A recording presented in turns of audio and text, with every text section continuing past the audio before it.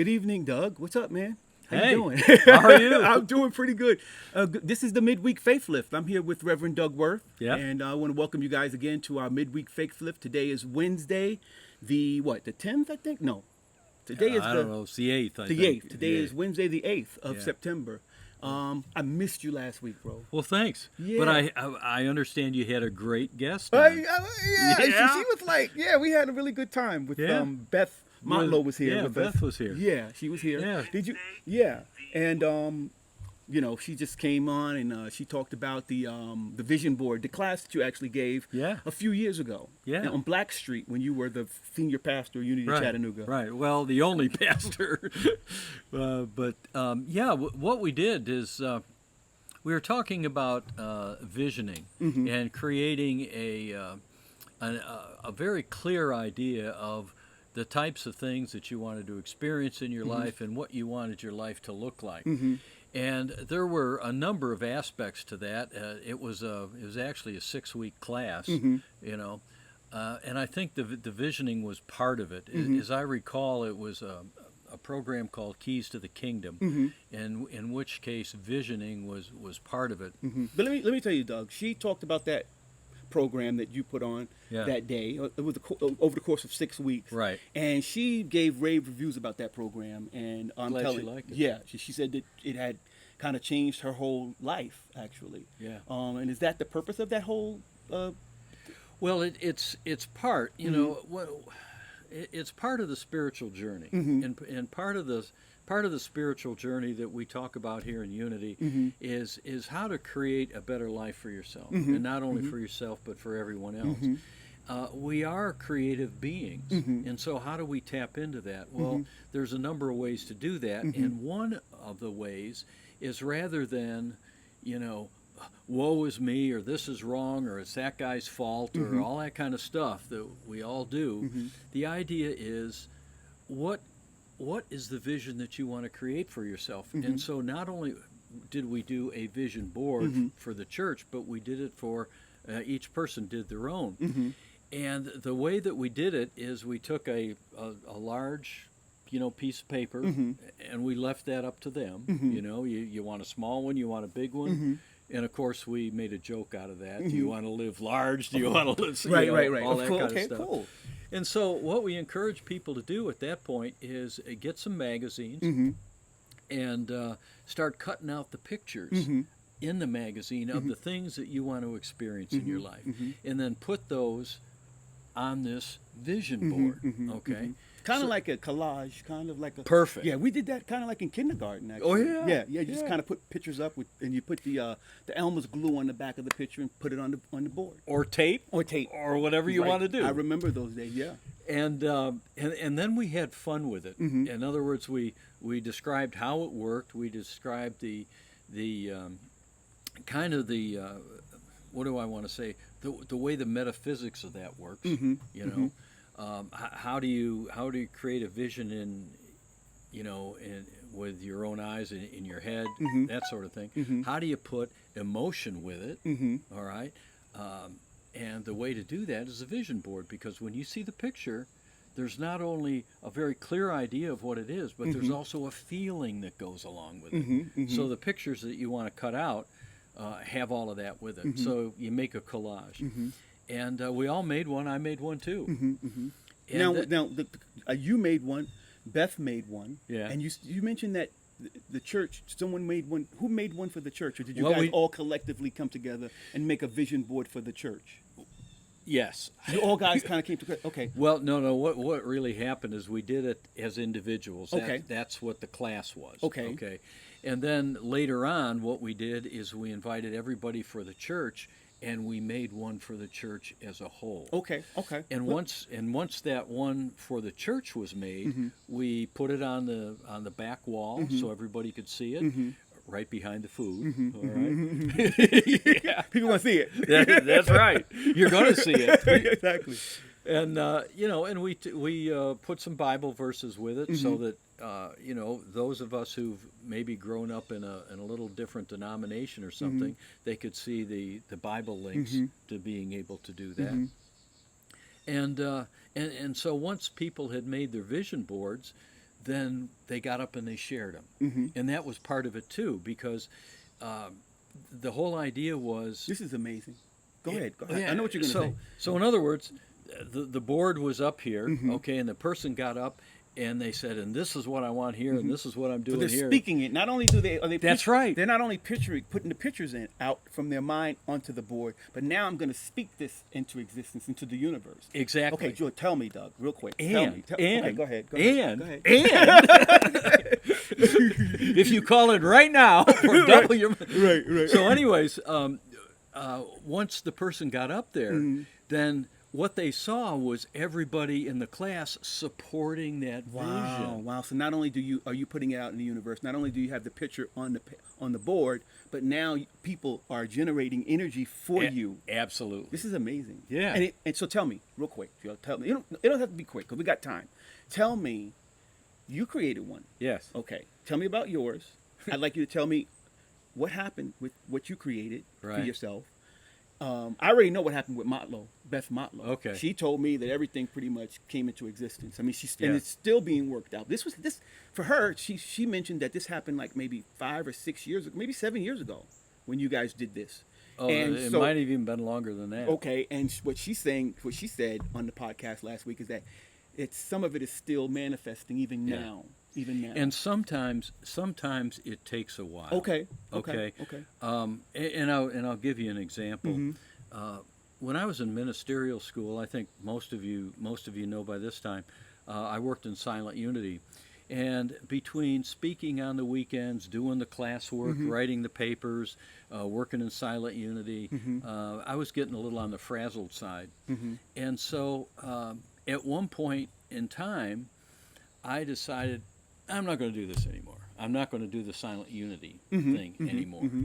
So I backed off a little bit, and I went in and told them, "Hey, I need some time off. Mm-hmm. I don't think I'm going to do it, but I'll let you know." And they said, "Okay." Mm-hmm.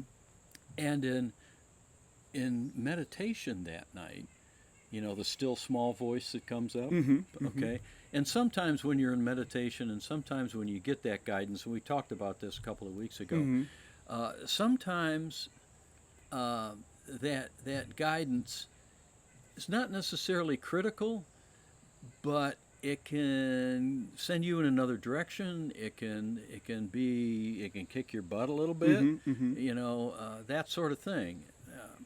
And so when I was in meditation that night, what I got was, "Hey, wait a minute, pal. Mm-hmm. Do you know how long it took us to set this whole thing up for you, and now you don't want to participate?" And I said, "Oh, okay, fine. Thank you very much for the information." And I went back and I re-entered Silent Unity and said, "Okay, I just need a little time off. I'm going to go back in." The point of that story is just simply that it takes time. It takes time. To create, and it takes time to uncreate. all of that. Right. Yeah. Although the uncreation can be somewhat instantaneous sometimes. Okay. But yeah, absolutely. And so what happens is sometimes a greater vision, again, we'll go back to a couple of weeks ago when I was talking about guidance. We have help from unseen hands. There's no question about that.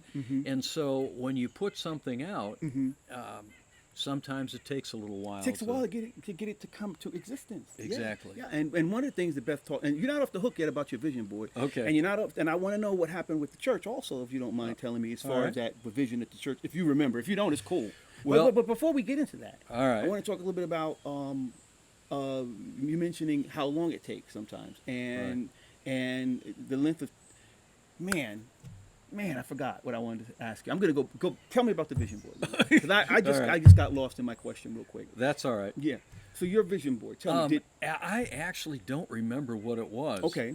But what I did was I had a number of things on the outside, and then I had a big picture right in the center. So in other words, seek ye first the kingdom, and all these things will be yours as well. That was the biblical reference behind it, and that was right underneath the centered picture. And the centered picture, I don't exactly remember what it was, but it was some sort of celestial vision, you know, whatever you might conceive of God or an enlightened being or something like that, you know, would be in the center, and then all the other stuff was around it. And I honestly don't remember what it was. Cool. Yeah, I mean, one of which was a pretty good sized church, you know, and just serving the community and a lot of people being inspired by the unity message.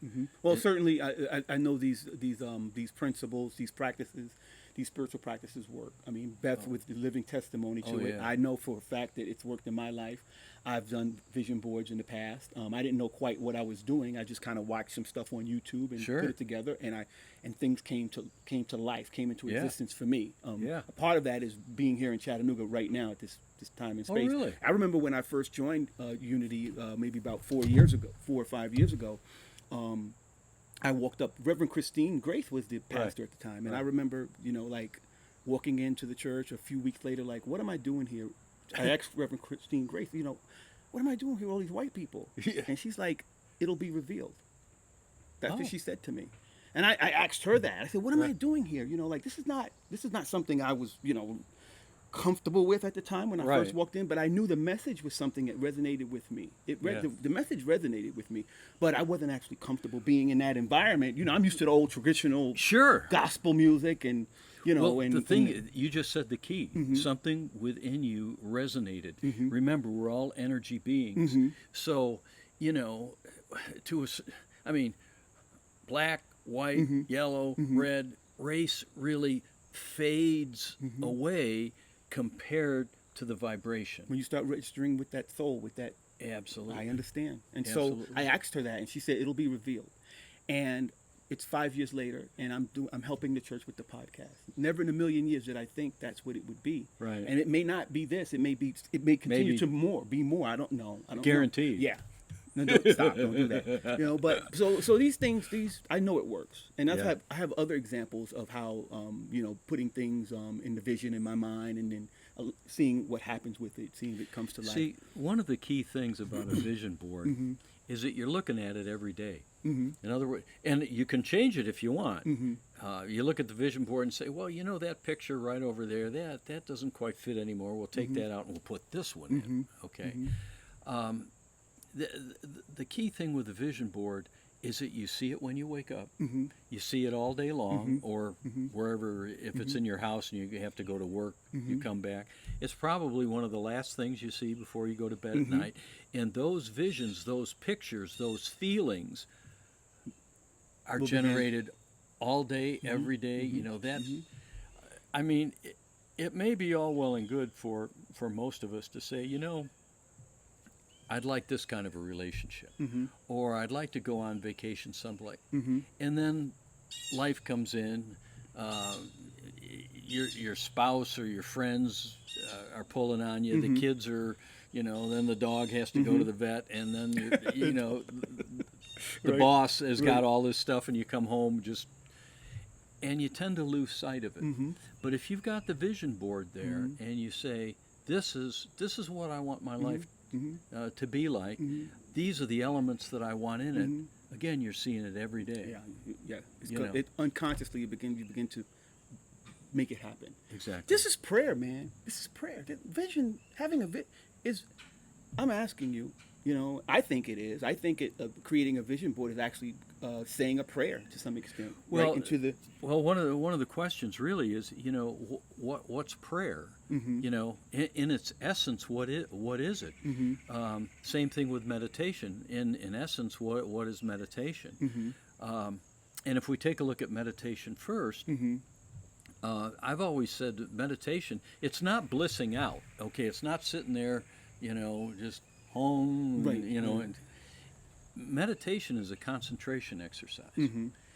And hopefully you're concentrating not so much on the things of the world, although those thoughts will creep in, but you're focusing in on a lifestyle of something greater than yourself, that sort of thing. And again, seek ye first the kingdom, and then all these things. Okay, And a prayer is pretty much the same way. When you're talking to God, you're usually talking about something in the world, That's right, right, okay? right. Something about your own relationship. Mm-hmm. And oftentimes you can take pictures, Mm-hmm. put them on a vision board, Mm-hmm. and it all tends to work together, Mm-hmm. you know? Mm-hmm. So we talk about the law of mind action, we talk about the law of circulation and how these things work. Mm-hmm. It's it's almost all a grand conspiracy to get you to go higher and higher, you know, Yeah. in your consciousness. This is a deliberate way. This is actually a deliberate way because Right. because we can actually based on my own experiences, I believe that we can actually create negativity if we're not conscious of Right. we talked about this a few weeks ago, like the fact that we're watching things on television that's not healthy, or the Right. fact that these things can possibly generate visions in our head, and we can begin to manifest that stuff out into the universe. Or it's if we're not around people who are constantly, negative, that may transmit into our spirit, and we begin to manifest that stuff out into the universe. Absolutely. As well. Yeah. So this vision board can be. Don't want to look at it in a negative way, but we can also create negativity. If we can create positivity, we can create negativity in our life as well. Absolutely, absolutely. There's no question about that. You forgot a thought. Oh, what I'm going to talk about this Sunday. All right, we're going to. We've talked about our inner guidance system, okay, and we talked about the guidance that we have with angels and a guardian angel, and we've also talked about spirit guides, that sort of thing.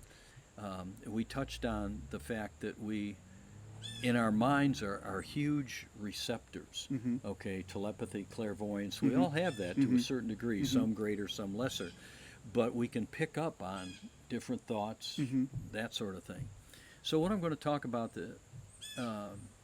this coming Sunday is how do we take the next step from that, using the guidance that we receive to go even higher in a spiritual nature. Now, I'm not talking about winning the lottery. Right, I understand. Okay. What we're talking about is saying, okay, we've got the guidance, we know the law of mind action, we do these vision boards. Where is all that taking us? Where do we want to go with it? And that's what we're going to talk about this Sunday. So it was an excellent question. Yeah. I'm actually excited about hearing what you're going to talk about. So I can't. Yeah.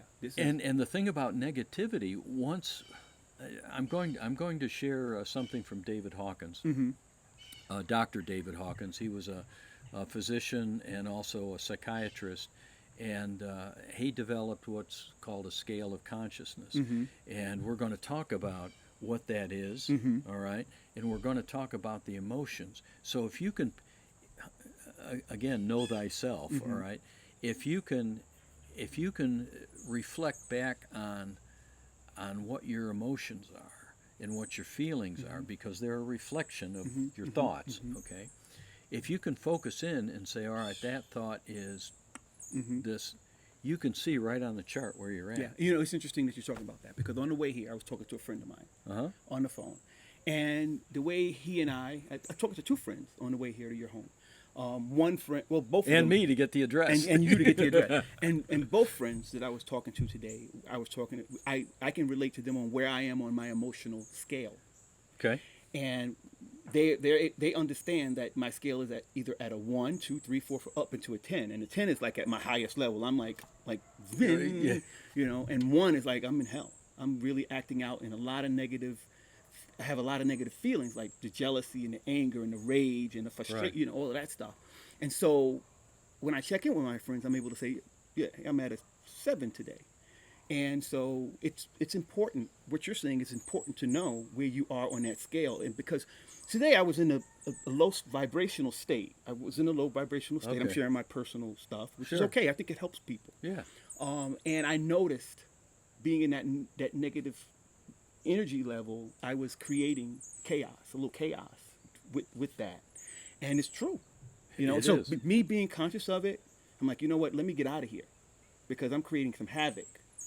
And I went in and did what I needed to do, and I'm better. So it's important to know thyself is what you're talking about. Know where Exactly. you are, because where you are is what you're going to create. That's right. And what you're going to create is more of the same Yes. that matches Yes. that energy. Yes. So if you're angry, Mhm. if you're an angry person, Mhm. typically what you're going to create in your environment Mhm. is a lot of hate. Yep. Okay, a lot of malice. Mhm. Mhm. It's Mhm. there's a lot of energy there. Mhm. Okay, and That energy just gets pushed. yeah. I know, Doug. I was doing it today. I was doing it. I was creating a whole bunch of chaos. Okay. And so it's like, okay, no, I don't want to do that anymore. And I put myself there, and I was able to raise that vibration, Yeah. and things changed. Yeah. We have power, man. Oh yeah. We Yeah. have power. Personal power. Personal power. Yeah. So this stuff is real. What do you think? Real quick, I'm going Okay. to shift gears a little bit. We got All like right. about Another 8 minutes. or 8 so. minutes left. Okay. Thank you for coming out to that homeless outreach. Oh, my pleasure. Yeah. My pleasure. Do I have any pictures here? I may have a picture here. I'm not sure. I may have one here. I don't have one here. But thank you for coming out and helping us out. We went out to downtown over by Right. the community kitchen, Right. and There was a tent city there. what did you think? What did you think of that, Doug? Well, it's the first time that I've really seen it, and thanks to you. I mean, I wasn't even aware of it because I don't. I typically don't go to that part Right, of the city. right, Okay, not that there's anything wrong with it or anything like that. Right. It's just down on 11th Street is not where I go. Right. you I know? understand. I don't need to go there either. No. I don't think anybody needs to go there. But for the purpose of outreach, I thought that was a nice place to go. Yeah, and so I was unaware of the tent city, and to see it, at first I looked at it and I said, "Oh my gosh, people are actually living this way. How the heck do you survive an Ida that comes through? Right. How do you survive a winter? When all you're doing is living on, and some of them weren't even tents. They were just a tarp. A tarp. And old skids and stuff like that. And so, they use the bathroom within that area. They on the floor, on the dirt. They all really. What do you think? They have a porta john? You think it's organized? I mean, it's like they're just all doing their thing down there. It's Oh my goodness. Yeah. I, But I we got wasn't a aware chance. of that. Usually at Chattanooga, we got a chance to go down and give that material, that outreach material. Yeah. And listen, that material can raise the vibration. That's what I wanted to do. I wanted to attempt to give them an opportunity to raise their vibration. If they read that material and they study that material, it can raise the vibration. They have the potential to raise the vibration. If it does, it does. If it doesn't, And it will. But it's a matter of whether they practice what we've given them. a lot depends obviously on the individual person. Is this something that's important to them? Is it something that, hey, maybe I ought to take the next step. Maybe Right. that sort of thing. Yeah. But even if it doesn't, I was kind of impressed with the people that I met down there. Now, they were living there. Money was not great for them. There could have been a whole number of reasons why they're there. But person after person, you look them in the eye. They were intelligent. They were articulate. They were appreciative of the fact that we were there and handing out some literature, and we had some candies and some other things. And some fruit. Fruit some and socks. Some and sock. Yeah. that- They were very appreciative of that stuff. yeah. And so I hope, kindness is always appreciated. And I think that was the biggest thing that I got out of it, I didn't see, any attempts at violence, although I understand sometimes those homeless camps can be a pretty rough place to live. But thank you for coming. Thank you for coming out with and helping us out. And I saw you at the table. You did a little prayer with someone, I think, one woman. Yeah, one person was asking for prayer, and so... Did you lay hands on her? No, well, I held her hand. Okay, you held her hand. I'm yeah. joking, Doug. Yeah, I'm joking. okay. I'm like, did you hold her? Yeah. Heal! That's really nice. I really appreciate you coming down with us, and I really appreciate the other board members that came out. We had Mona. Yeah. Pete Schroeder came out with us, and her husband came out, and a few other people. So Yeah. I really appreciate that. I think I think it was a good opportunity. Yeah, it you was. know, It was. so. Yeah. Canuga, real quick. All right. What was that like? Well, Last week you went. You want Right. to tell them you went? yeah. Right, Well, Penny and I and Faye Ann, you know, Oh my God, I want to talk real quick about that video. We might have to go over just 2 minutes, but go ahead. hey, talk about it. No. Well, you guys sent us a video, Right. the platform video, Yes. and we used that video. So you guys were in Canuga talking to Unity of Chattanooga congregation about, hey, we're still doing everything that we need to do, even though you're away. Yes. I appreciate that. Not a problem. And we appreciate Faye Ann doing that also. We appreciate what you, Faye Ann, what you've done when you were there. Yeah. Both of you guys. But I just like the fact that we're able to continue to do what we need to do, even though some of us were not around. We were able to, technology allows us to just, Well, the cyber sanctuary, Oh my God. wherever you are, you Yeah. can Yeah. do these things. yeah. It was kind of funny too because we were standing on a little platform that overlooked the lake, and there was a big cross on the other I side saw of the the lake. cross. I was like, what's that cross? Well, what's right that? There. It was like a cross right there. Go ahead. Well, it's an Episcopal retreat center, 1,400 acres, absolutely beautiful, and we thought about doing it the way that you saw it. And there were two other ideas. One was in front of one of the big halls, which is absolutely beautiful. Another was in front of a chapel, that sort of thing. But in front of the main building or the chapel, there were other people walking around, and it was a little more public. Whereas this, we could kind of, be away a little bit. And, I think it was a perfect background. and yeah. it was great. And and the other thing too, in terms of that cross, unity is Bible based, and we talk about Jesus and the New Testament a lot, and I personally don't have a problem with that at all, and to show that in the background, I thought was kind of nice. I saw it. I was like, a cross back there, a little white cross there. It was like, cool. Yeah. So what was your experience like? Well, it was a time to relax. It was a time to reflect. It was a time for receiving. Jim Rosemergy was there, excellent speaker, longtime Unity minister, prolific author, and I sat and had lunch with him and his wife, just like as close as you and I are right here. Wonderful guy, very, very, very down to earth, talk to you, that sort of thing. And the music was great because we had some of the best music in the 4 states.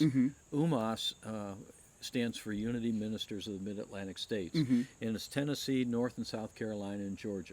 But we also had people from Alabama. We had the minister from Texas, Dallas, Texas was there, and other ministers from other parts of the country. The Canuga retreat that UMAS puts on is well known throughout the Unity movement, and it's considered one of the best retreats out there. So people from all over the country, tend to come. Now with COVID, the people at Canuga ask us to wear masks, when we're in public place. So we all did that. It wasn't a great issue for me. There were some people that said, "Oh, I got to wear a mask. I don't want to come." Yeah. So That's the choice. yeah. Yeah. But anyways, the music and the various classes that you could sign up for, 1 hour, 2 hour, 3 hour, that sort of thing on a particular topic, coming together at night. It was just a wonderful time. Now, me personally, I've taken a lot of those classes, taught many of them. And so what I chose to do was paddle around the lake in my kayak, all right? I walked around the lake a couple of times just to hike, read some books, that I wanted to read, and quite frankly, took some 2 and 3 hour naps. Okay. So it was a time You got what of you got what you needed. Out of it. just relax, refresh, renew, reinvigorate, get your energy back, all that, and it's again, Canuga is just an absolutely beautiful place to do it. Anytime I go away to places, whether it's if I take a trip, if I go back to home to New York, And I'm there for a few weeks. When I come back, I'm always like, okay, what did I get from this? Like, Yeah. do you have any takeaways from it? Like, does anything that's resonated with you that you that gave you something to hold on to, or something that you want to pass on to us? I know those retreats can be inspiring, or did you hear? That's the first question. Right. The second question is, and we're going to be done after this. The second question is, Right. and we don't have to be done. I mean, if you have something, yeah, sorry to say it like that. That's all right. And the other thing is, did the main honcho of Unity, with the movement, did he speak at all? He did. Did he have a message? What was that message? So those are the two questions, Doug, real quick. Well, if the main guy from, I wish I could remember his name. If Penny was here, she'd Yeah. bark it right out. Lot to He remember. was from Unity Worldwide Ministries. And he was very direct, and he had some very strong opinions. And he got up and said, this may be controversial, but Well, how did I know? I knew it was something I need. I don't know what happened, but this may be something I'd like to hear. yeah. And he basically told the story of his brother. Both of them were raised in Unity, and his brother now goes to a fundamental church, and he asked his brother, why did you switch? And his brother said, because Unity does not follow through with their beliefs. He said, you're all over the place, okay? Whereas this fundamental church, they focus on God. God is the answer, and that's the way it is. And I listened to that message, and he talked about a number of different ways, but he said, he got up there and he said, folks, we're losing our focus. We're not walking our talk. That sort of thing. And I can understand how sometimes, and I'm not saying this is in any way involved with that, but I can understand sometimes how people need to feel anchored in some type of, something strong that makes sense. They need to have it right. like, and in other words, this is the way it is. Yeah, sometimes we need that. Sometimes I think, and sometimes right. we don't want that. So that makes kind of sense to me. Right. Yeah. Well, that was kind of a takeaway for me, and I was sitting outside the by the way, I was the cart driver too. I drove the golf cart, and it's really great because, well, other people did it too, but it's really great because you're talking with all different kinds of people. So you were chaperone. You were using the cart to drop people off. Yeah. Okay. I get it. Okay. In other words, where the hall where all of these things took place was very large, and then the hotel where people were sleeping was, I don't know, several hundred yards away. And some people, had some physical disabilities, one way or the other. Just as an aside, I think it was 10 years ago or so, we borrowed one of their golf carts, because we could see people were having trouble, and, walkers. And that's so cool. And so we went up to them and said, hey, can we borrow one of your golf carts to help people? And they said, shuttle sure. them back and forth, And that turned into... Yeah. And then, for many years we had two carts, right. Running back. It's like you look forward to Oh, Canuga it's for the fun. cart. It's like you look forward to Canuga just to get in the cart. Well, and the kayak. And the kayak, yeah. And by the way, I was kayaking with a minister from the Triangle area. Okay, his name is Newsom Holmes. And Newsom, not now, okay, but was a world-class kayaker. Had his own kayak school. Wow. Was on the the TV and all that kind of stuff as a kayaker. And so Newsom brought his kayak. I brought mine. So we paddled around around the lake and just talked kayak stories. Wow. And just had a great time. It was nothing like kayaking with me. I'm sure. A little bit different. Yeah, sure. Because you guys were able to keep up with each other. Well, here's the thing. I looked at Newsom and I said, no racing. No racing. we'll just paddle around because he would have whipped my butt. But well, Doug, this has been a fun. pleasure, man. It's It's like 5 minutes. We're 5 minutes over. I love coming out here That's and talk all to right. you, man. We had a good time. Yeah. Thank you so much. All right, buddy. All right. We'll talk to you guys later. Next week at around 4 o'clock. 4-ish. We'll do this again. Good. Yeah. Thank you for coming out. All right. See you later. Bye-bye.